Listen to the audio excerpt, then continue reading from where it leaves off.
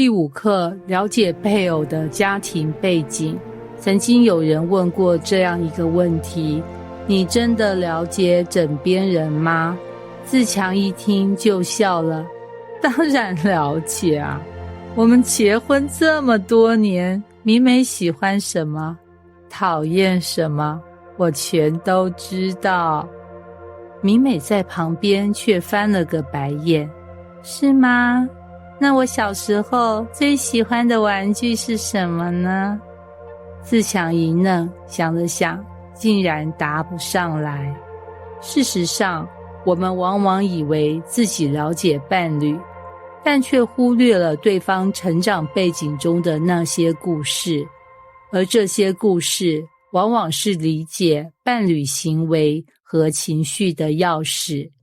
今天这堂课，我们就要带着好奇心，踏上一段寻根之旅，去挖掘彼此的成长故事，建立真正的同情心。1. 为什么要了解配偶的家庭背景呢？每个人从小的成长环境，就像一块未经雕琢的石头，慢慢地被家庭的爱、冲突、期待与挫折塑造成现在的样子。当你了解伴侣的家庭背景，就能更清楚地看到那些行为模式背后的原因。自强和明美结婚后，因为明美喜欢买些可爱但实用性不高的小东西，经常发生争执。自强总是说，浪费钱的东西根本不需要。明美则觉得自强太抠门了，完全不懂得享受生活。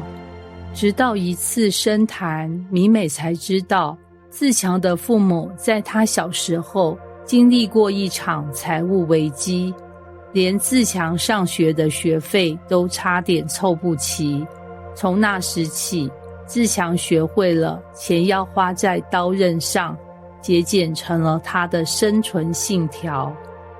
当你了解对方行为背后的原因，很多看似无理的要求或反应会变得更容易接受。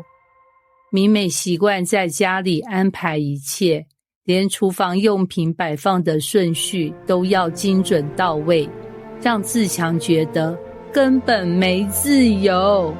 一次谈话中，明美透露她的母亲是一个控制狂。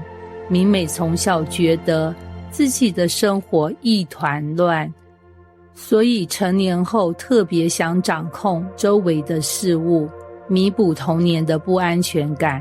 自强听完，开始试着以包容的态度看待明美的小怪癖。2. 如何理解对方的成长故事呢？与其直接问你的童年怎么样，不如问一些有趣又具体的问题，让对方自然地打开话匣子。例如，你最难忘的童年回忆是什么呢？你觉得父母对你的最大期望是什么呢？你童年时有什么让你特别开心或难过的事情吗？在聆听伴侣的故事时，避免急于下结论或提出建议，而是专注于理解。多使用鼓励语句回应，例如，那时候一定很不容易吧？我能想象这对小时候的你影响很大，并保持开放的态度，不急着反驳，同时避免用质疑的语气，比如，你真的觉得那么严重吗？改用温暖的语气，这件事对你的影响真的很深，我很想更了解你的感受。在一次深夜的聊天中，自强问明美，你小时候最喜欢的玩具是什么？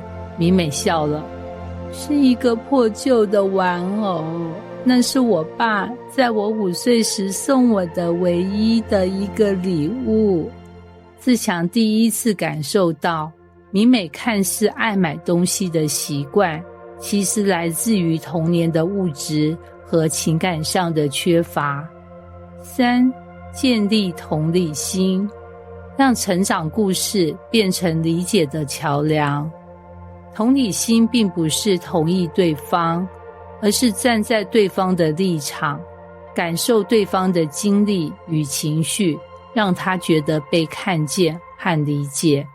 2、在同理心的实践上，我们要站在对方的角度重新审视问题，试着问自己，如果我是对方，面对这样的童年背景，我会有什么感受？要表达共情而非批评，避免说你这样很没道理，改为如果是我，也可能会有一样的反应。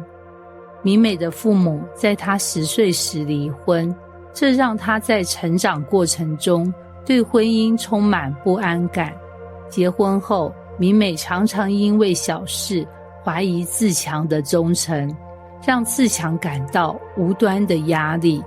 当自强真正理解了明美的童年创伤后，决定用更多的耐心和包容，给她足够的安全感，慢慢消除了明美的疑虑。同理心不仅仅是情感上的支持，还需要具体的行动来表达。要对伴侣的需求表现尊重，例如知道明美害怕失控后，自强开始主动参与家务规划，让明美感觉更被支持。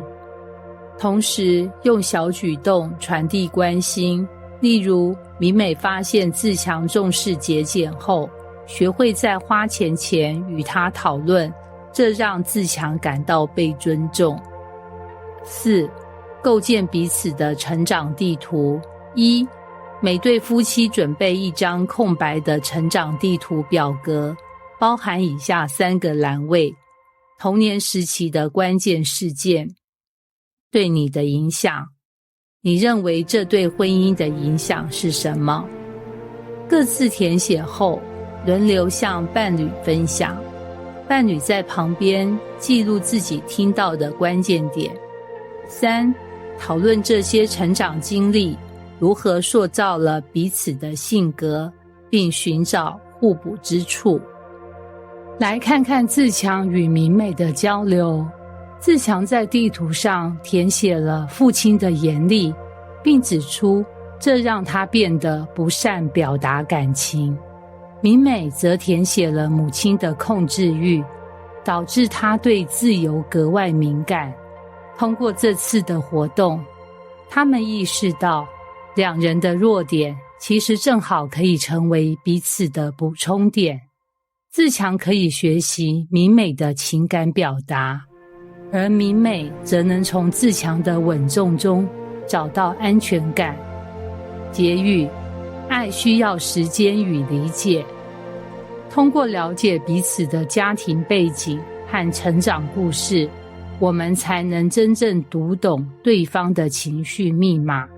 理解不是一蹴而就的过程，往往需要一段时间的练习，但每一次的深入交流都是爱的延伸和加深。